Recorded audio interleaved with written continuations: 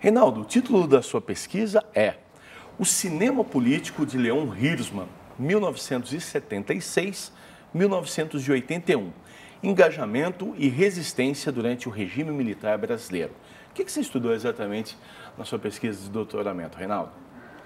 Bom, como o próprio título indica, a minha pesquisa foi sobre o cineasta Leon Hirschman, que é um cineasta, enfim, que foi pertencente ao movimento do cinema novo e teve aí uma longa trajetória relacionada ao cinema político. Eu, durante muitos anos, eu já vinha me envolvendo com o Leon, né? Eu participei, inclusive, do processo de lançamento dos filmes dele em DVD, né? Eu preparei, junto com o Carlos Augusto Calil, os livretos que acompanham os DVDs e tal. Então, eu já vinha há muito tempo pensando em estudá-lo, né? Pensando em refletir sobre a trajetória desse cineasta, e foi daí que eu tomei a decisão de fazer o doutorado.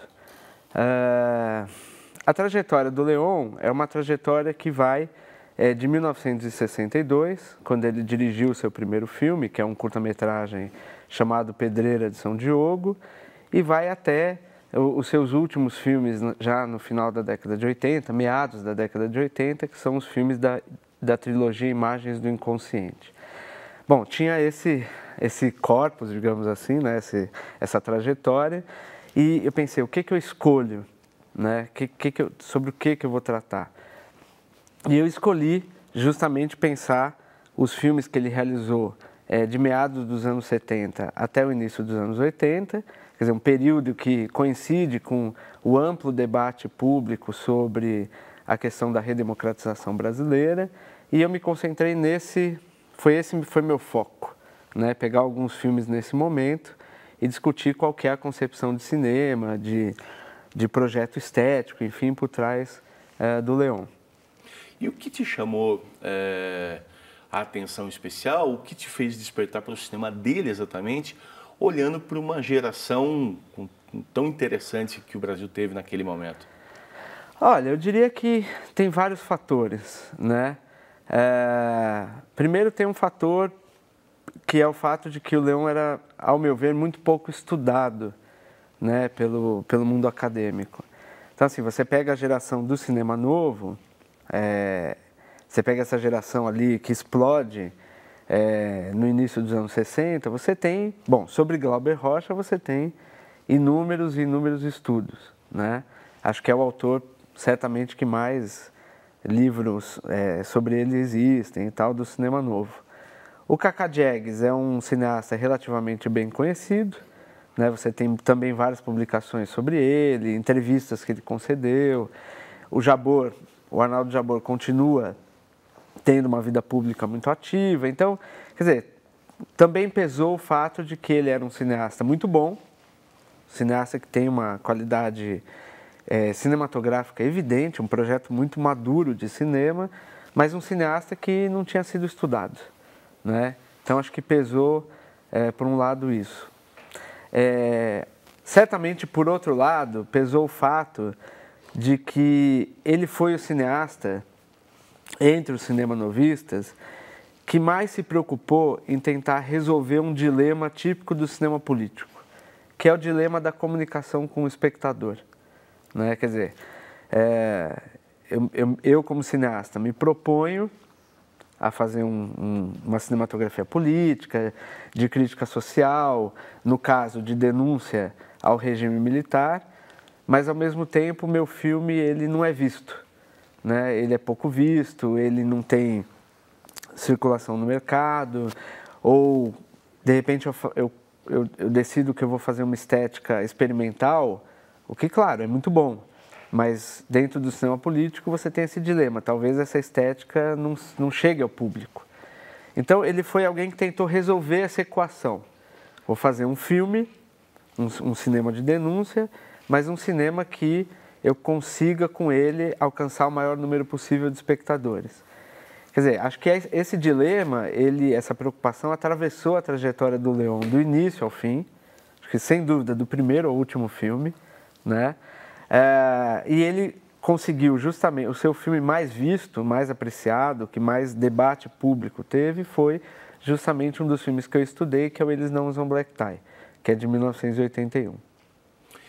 Você falou da questão de como ele pensa na obra dele, essa circulação do filme, como o filme chega às pessoas, se mantendo como um cinema engajado.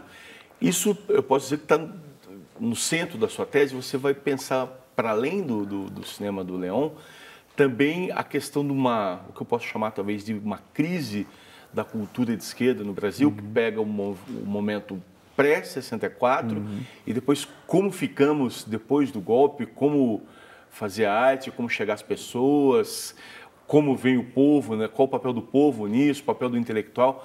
Isso está no centro da sua pesquisa? Não, sem dúvida. Eu diria que essa é a essência mesmo da minha tese. Quer dizer, embora o título indique como ponto central de 76 a 81, para isso eu tive que estudar o Leon anterior, o Leon de 62, 64. E assim, o que acontece é que a primeira fase do cinema novo, né, chamemos assim de primeira fase, o período que vai de 59 a 64, é um período marcado por um forte processo de engajamento vinculado à classe popular, né? Então, esses cineastas que a gente listou há pouco, o Glauber, o Cacá Diegues, o Leon Hirschman e outros, eles propuseram um cinema que construiu uma representação, digamos assim, entre aspas, otimista em relação à classe popular, né? Quer dizer, você está vendo aqueles filmes lá de 59 a 64 e a todo momento você encara uma leitura de mundo que é a leitura de que a classe popular vai, digamos assim, ter saltos de consciência, a classe popular vai superar suas formas de alienação, né, digamos assim, alienação religiosa, enfim, vai ter esse salto de consciência que pressupõe que num futuro não muito distante, isso vai se transformar num processo revolucionário, de mudança do status quo, de mudança estrutural da sociedade e tal. Há filmes muito mais otimistas. O filme do Leon, Pedreira de São Diogo, é um filme hiper otimista em relação à representação do popular. Ali você tem um filme de 20 minutos, ele é parte de um longa-metragem chamado 5 vezes Favela, o original, não as refilmagens contemporâneas. E esse filme, ele mostra um popular que consegue fazer uma greve, paralisar uma produção. Então você tem um viés otimista ali que crê no popular como agente revolucionário, entende? Quer dizer, esse é um filme mais otimista, há filmes nem tão otimistas assim, mas a tendência que você verifica nesse momento no cinema novo é eleger o popular como agente de transformação. Bom, acontece que essa representação, ela desaba com o golpe militar de 64. Quer dizer, o que acontece? Quando você está lá no dia 1º de abril de 1964, quer dizer, a partir do dia 1º de abril, como que você mantém uma representação tão otimista em relação ao popular, quando, no contexto histórico, você tem um regime militar, uma ditadura, uma ocupação dos militares no poder? Quer dizer, quando a direita se projeta para o poder, você não teve resistência ao golpe de 64.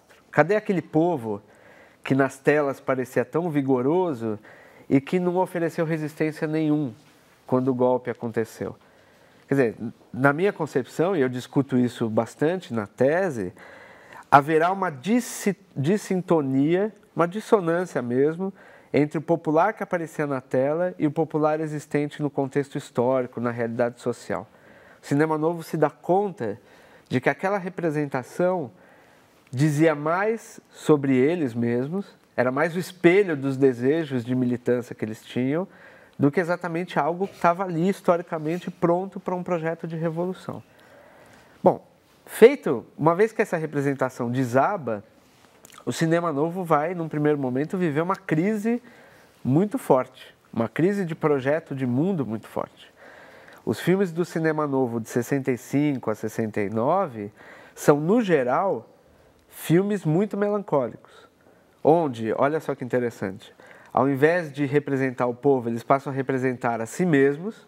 Os intelectuais. Você passa a ter na tela os intelectuais. São filmes como O Desafio, do Paulo César Sarraceni, um filme como Terra em Transe, do Glauber Rocha, O Bravo Guerreiro, do Gustavo Dal. Então você passa a ter o intelectual no centro da tela e esse intelectual tentando entender o que aconteceu. O que deu errado. Quer dizer, o que deu errado em relação àquele projeto moderno, alternativo que se esperava, e aí, de repente, um golpe, uma ditadura e uma violência em relação à esquerda que só vai aumentando. Então, aquele grande projeto revolucionário anterior a 64, ele colapsa, ele entra em crise. Não há mais retorno para ele. E o cinema novo tem que lidar com isso num primeiro momento. Quando o cinema novo entra nos anos 70, e ele entra propondo essa revisão, precisamos continuar fazendo cinema político, precisamos voltar ao personagem do povo, só que agora vamos voltar sem aquela carga de um idealismo excessivo que marcou nossa juventude. Aí minha tese, ela, digamos assim, entra nos anos 70. E como o cinema novo se situa depois de tudo isso, especialmente o cinema do Leão? O que acontece é assim, o grupo do cinema novo, ele é um grupo que vai chegar um momento em que ele se despedaça, né? O que é inevitável em relação a todo e qualquer movimento artístico coletivo. Para que lado, né, eles seguem? Assim, cada um, porque há quem aposte na questão que se mantém um pouco mais fiel, há quem vá para a questão do consumo. Como que ele vai tentando se organizar? O que rumos cada um segue ali? Esse inclusive é o capítulo 2 da minha tese. É pensar assim, o que aconteceu com o cinema novo nos anos 70. Quer dizer, chega um momento, o cinema novo, ele tem um momento muito interessante, que foi muito pouco estudado, que é o ano de 1973. Né? Então você vê, praticamente 10 anos depois do golpe, 10 anos depois dessa grande revisão, eles decidem escrever o seu último manifesto. Né?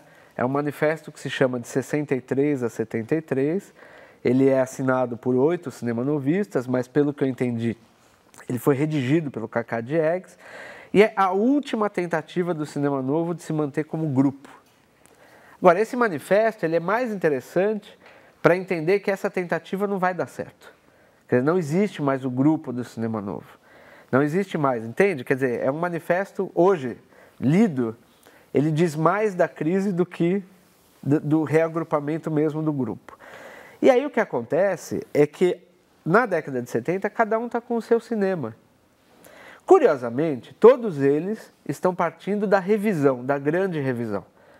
Quer dizer, todos eles partem da ideia de que não dá mais para voltar àquele cinema anterior a 64. Esse é o ponto de partida de todos.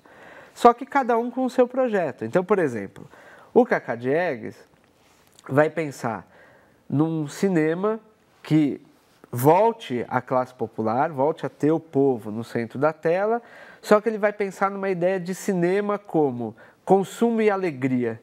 Quer dizer, a ideia de que haveria uma alegria como essência do popular, e essa alegria ela também contém uma crítica política. É nessa chave que ele faz um filme chamado Chica da Silva, em 76, que fez muito sucesso.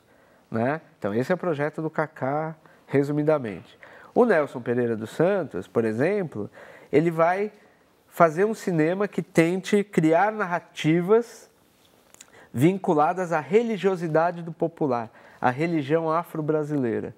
Então ele faz a mesma revisão, ele diz, quando eu era jovem, eu fiz um filme chamado Rio 40 Graus, que foi feito em 54. Esse filme ele foi insensível à religiosidade do popular, porque ele leu o popular apenas como a religião do povo, apenas como alienação e tal.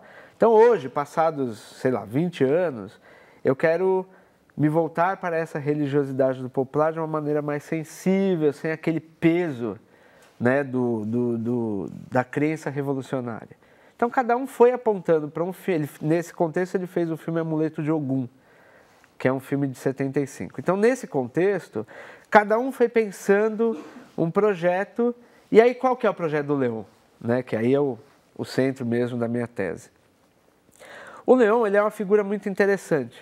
Porque, primeiro, ele é um cineasta que nunca deixou o Partido Comunista Brasileiro. Entende? Quer dizer, ele se filiou ao PCB lá atrás, quando ele ainda era adolescente, e ele manteve essa filiação e essa ligação com o PCB a vida toda. Então ele já estava ali nos anos 70 como alguém que queria continuar a fazer filmes políticos, filmes de engajamento. Quer dizer, ele é o sujeito que tenta estabelecer uma continuidade do projeto do cinema novo. Agora, o interessante do Léon é que, bom, ele também faz a revisão, não dá mais para manter aquela visão idealista do popular e tal, só que ele insiste na ideia de que é necessário fazer um cinema de realismo crítico, um cinema, por exemplo, que ainda coloque o intelectual no centro do processo. O intelectual é um agente importante dentro da sociedade, porque o intelectual é uma figura que faz a crítica, entende? Que espalha a dimensão crítica, que organiza a resistência ao regime militar, organiza a resistência à ditadura e tal. Então ele tenta o quê? Atualizar esta cinematografia política nos anos 70. Agora, para fazer isso, ele vai se aproximar do pessoal que era do teatro de arena. Que é Vianinha, é isso? Que é Vianinha, que é Gianfrancesco Guarnieri, o Paulo Pontes, o próprio Augusto Boal. Então é interessante porque ele vai encontrar os seus pares, nesse momento, na minha opinião, muito mais nos remanescentes do teatro de arena do que nos remanescentes do cinema novo. Porque esse pessoal do teatro de arena, o Guarnieri, o Vianinho, o Paulo Pontes, eles continuavam integrantes do Partido Comunista Brasileiro. Entende? O cinema novo já não tanto. O cinema novo já tinha, digamos assim, largado mão desse compromisso.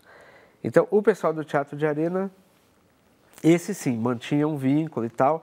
Então, ele vai buscar fazer a sua cinematografia nos anos 70, se aproximando do teatro político feito naquele momento. O Zueni Ventura também tem um papel importante na trajetória e nesse projeto do Léon, Reinaldo?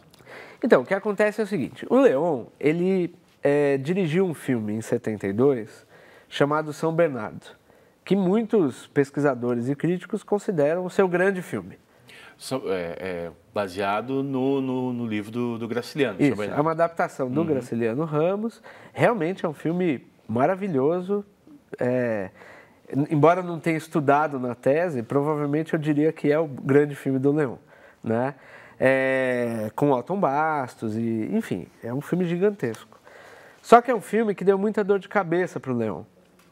Né? O Léon ele foi censurado pelos militares por conta desse filme. O filme ficou 8, 9 meses sem poder ser exibido. Né? A censura militar exigia do Léon cortes no filme, e se ele fizesse esses cortes, o filme se perderia. Ele ficaria sem sentido, né? Incompreensível. Então o Léon decidiu brigar com a censura militar e ganhou. Né? Ele ganhou, ele conseguiu que o seu filme entrasse em cartaz inteiro, completo. Isso pesou muito para o Léon porque ele foi se endividando no processo. A empresa que ele tinha já não estava bem das pernas mesmo durante a realização de São Bernardo, então ele foi se endividando. Houve cobranças, enfim, e ele faliu, a empresa entrou em falência. Então o Léon, ele tem um problema nos anos 70, que é o seguinte, ele tem um problema jurídico. Ele não pode conseguir dinheiro pela Embrafilme, que era uma empresa que, à época, era uma empresa governamental, que tinha lá um sistema de coprodução com o cinema. Ele não podia, porque ele tinha esse problema jurídico que ele só vai resolver anos depois. Então, eu costumo dizer assim que o Léon, nos anos 70, é um cineasta impedido de continuar fazendo filme, por conta da censura, por conta desses problemas. Acontece que, em 76, ele recebe um convite, que que marca a sua tentativa de volta mesmo, como cineasta. Uma emissora televisiva italiana, que é a RAI, convida o Leão para fazer um programa de TV, um programa de 1 hora de duração, sobre um panorama sobre o Brasil, sobre a cultura brasileira e tal. Nesse momento, entusiasmado com a possibilidade de voltar a dirigir, mesmo que seja em televisão e não em cinema, ele convida o Zoenir Ventura para fazer um roteiro e participar do processo de produção desse filme junto com ele. Eles já eram amigos há muito tempo. O Zoenir, embora nunca tenha sido um integrante do Partido Comunista Brasileiro, era um intelectual que acabava, digamos assim, assumindo as ideias do partidão. Era um jornalista muito conhecido, que já havia discutido a questão da censura durante anos, né, na imprensa brasileira. Então ele participa, em parceria com o Leon, da realização desse programa televisivo que ficou conhecido como Que País é Este? Agora, o que acontece? Esse programa não existe mais. Esse foi um dos desafios metodológicos da minha tese, né? Porque assim, ele não existe, ninguém localiza. Há décadas há tentativas de conseguir o filme com a RAI, nunca deu certo. A RAI sempre disse assim, olha, não temos esse filme. Enfim, ele desapareceu, por motivos que a gente nem sabe exatamente quais. Então, como resgatar um filme? Então, o desafio do pesquisador. Como que você vai falar de um filme que parece ser fundamental, porque ele está falando ali da questão de Brasil nos anos 70, é fundamental para estudar o Leão, mas ele não existe.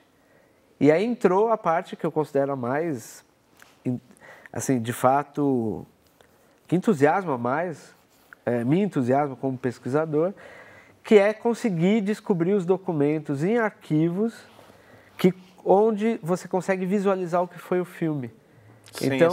Sem assistir o filme. Então eu achei contratos, listas de entrevistados, transcrições de entrevistas e o mais importante, uma transcrição da montagem final do filme em italiano.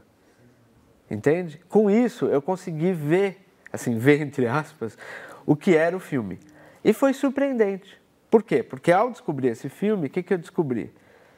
Tratava-se do primeiro filme no qual o Leon fincou a sua resistência ao regime militar. É a resistência que é o que eu estava comentando daqui a pouco, que é a resistência que passa pela ideia de que o intelectual continua sendo uma figura importante para articular a resistência, o intelectual de esquerda, claro, articular uma resistência à ditadura. E ali já tinha uma coisa que era muito próxima do Partido Comunista Brasileiro, que é a ideia da frente única. Quer dizer, o que é a noção de frente única? A noção de que nós vamos articular uma frente ampla, uma frente única de resistências contra o regime militar, capitaneada pelo Partido Comunista Brasileiro.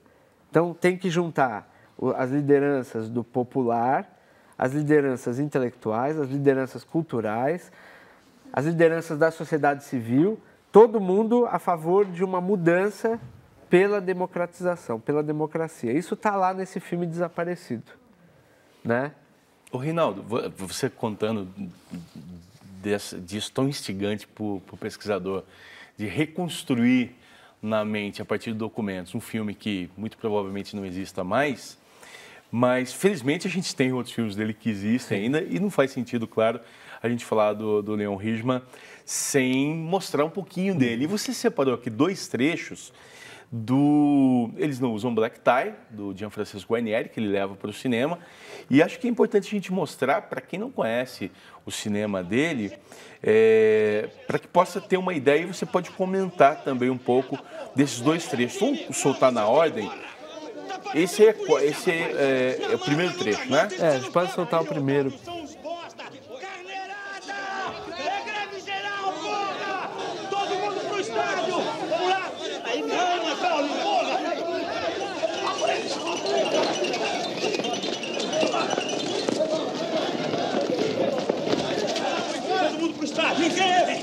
lá, Otávio.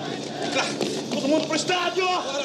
Todo mundo pro estádio! Vai, ninguém entra na fábrica, não, hein? Tião, onde é que você vai, Tião? Tião, pera lá. Tu é filho de Otávio. Tu não vai dessa mancada, não, né? O greve é defesa de um direito, pô. Não tô afim de defender esse direito e pronto. Não, Tião, calma. Quem quiser trabalhar, que trabalhe. Tião, mas você não vai... Sou guarda, dá uma mão aqui. Sou guarda, tô querendo trabalhar, porra. E tem um segundo trecho que a gente vai ver daqui a pouco, que você considera também um dos momentos mais bonitos da obra do Leão, né? Vamos ver se a gente consegue já passar para o segundo trecho, para que você possa comentar também o trecho 2, que é esse pedaço que você considera o mais bonito. Vamos olhar o 2 agora? A Fernanda Montenegro, né? Exato.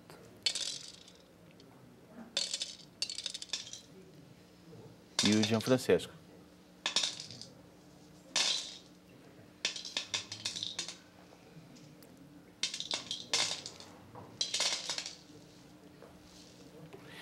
Por que esse trecho é tão importante na obra dele, Reinaldo? Não, eu na verdade escolhi esse trecho porque ele destaca a qualidade do Leon como realizador, né? Porque o que tem que ficar claro, assim, como eu disse, é um cineasta que sempre buscou essa articulação entre cinema político e comunicação com o público e tal, mas isso não quer dizer que seja um cineasta que não tenha domínio sobre o campo estético, sobre o campo cinematográfico, sobre a técnica, né? Sempre foi um cineasta muito preciosista em relação ao que fazia. Então, eu separei esse trecho mais porque ele indica isso, né? Se vocês deixarem mais 15 segundos, vocês vão ver uma coisa que eu sempre achei muito emocionante. Aqui a gente está vendo quase o final do filme. E esse casal, ele vive a morte, ele é o luto diante da morte de um amigo em comum. Esse luto é partilhado pelas mãos, pela troca de olhar. E aqui vocês reparem que a música, ela retorna justamente como um impacto emocional nesse momento. Ou seja, você está chamando a atenção para o engajamento dele, para um projeto político, para um objetivo maior, mas o estético, a qualidade dele como artista, como cineasta, não fica em segundo plano. Ele continua sendo um belo...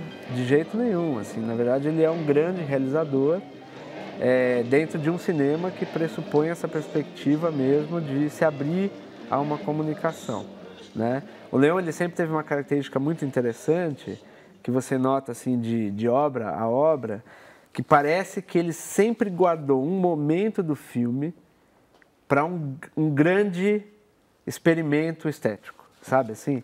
Então, por exemplo, você está lá vendo A Falecida, que é um filme de juventude, feito em 65, de repente você tem uma cena lá no final, que é o ápice dramático da Fernanda Montenegro, a mesma Fernanda Montenegro, recebendo uma chuva numa varanda.